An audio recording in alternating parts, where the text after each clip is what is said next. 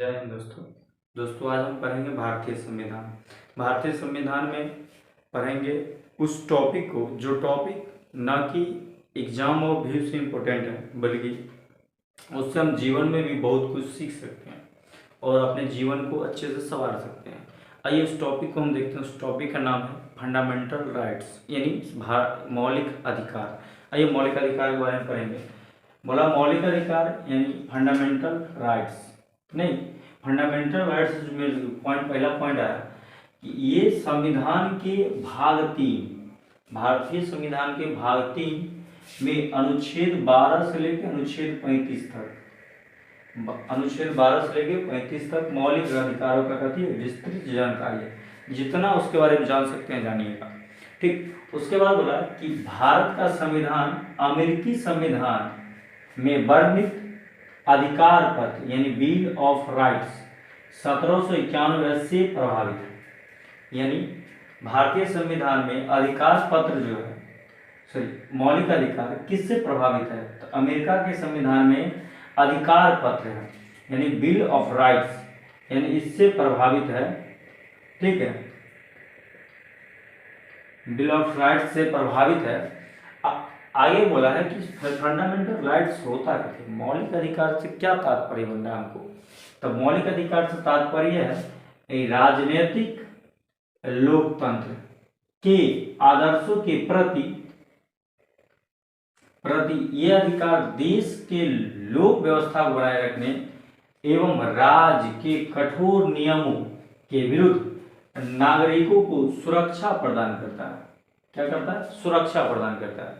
इसका एग्जाम्पल देखना हो तो अभी हाल फिलहाल में बिहार में देखिए, बिहार में शिक्षा के अप्रमुख के पाठक साहब ने एक आदेश, एक फरमान जारी किए कि आज मतलब जो सितंबर, अक्टूबर, नवंबर, दिसंबर के जो छुट्टी है, जो पर्व त्यौहार की छुट्टी है, उसको रद्द किया जाता है। उसको अब पर्व त्यौहार के दिन भी स्कूल आके पढ़ाना पड़ेगा, हर एक टीचर को, हर एक विद्यार्थी को जाकर पढ़ना पड़ेगा। पर ये आपको मौलिक अधिकारों का हनन कर रहा है। मौलिक अधिकार आपका है पर्व त्यौहार जो छुट्टी मिलता है उसमें ही पर छुट्टी है तो पढ़ लीजिए, आप पढ़ना है पढ़िए, नहीं तो नहीं पढ़िए। पर पर्व त्यौहार के दिन अब हर एक टीचर कोई पर्व करता होगा तो उसका मौलिक अधिकारों का हनन हो रहा है। अब जबकि इसमें नीतीश कुमार जी बोले कि नहीं, छुट्टी को कैंसिल, मतलब जैसे था वैसे रहेगा, ये फरमान को कैंसिल किया जाता है। संविधान के भाग 3 को भारत का मैग्ना कार्टा कहते हैं। संविधान के भाग 3 को भारत के मैग्ना कार्टा कहते हैं। ये इंग्लैंड के राजा जॉन द्वारा 15 जून 1215 में जारी किया गया एक लिखित घोषणा पत्र है। एक लिखित घोषणा पत्र है जिसमें स्वतंत्रता और अधिकारों का उल्लेख किया गया था। नहीं, यानी इंग्लैंड के राजा जो लिखित घोषणा पत्र जारी किए थे उसमें उन्होंने लिखा था कि स्वतंत्रता और अधिकारों का उल्लेख किया गया है, और यही भारतीय संविधान का कथी कहलाता है? मैग्ना कार्टा कहलाता है। इसमें नोट पे कुछ लिखिए, समझने वाला बात है कि फंडामेंटल राइट्स भारतीय संविधान की एक प्रमुख विशेषता है, किंतु इसे संविधान द्वारा परिभाषित यानी डिफाइन नहीं कर सकते, यानी नहीं किया जा सकता है।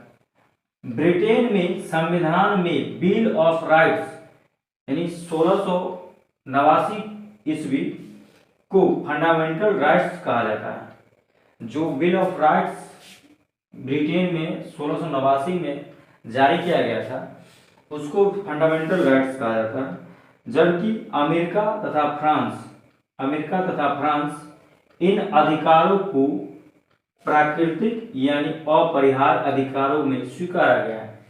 यानी उस मतलब ब्रिटेन में संविधान के मौलिक अधिकार को बिल ऑफ राइट्स कहा जाता है, मतलब रखा गया उसमें, और जबकि अमेरिका और फ्रांस में कभी प्राकृतिक नेचर है छुट्टी का, मतलब अधिकार, आपका खाने का अधिकार नेचर है, इसको हम बना नहीं, कोई रोक नहीं सकता है, ये आपका नेचर है, अपरिहार्य है। इसके बारे में आप यहाँ तक जान लीजिए।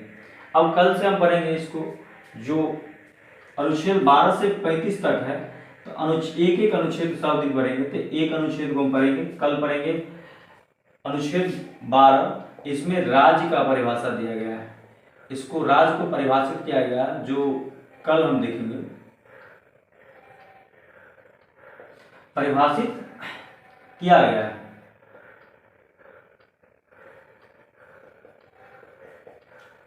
ठीक, कल इसको हम देखेंगे। तब तक ले जय हिंद, जय।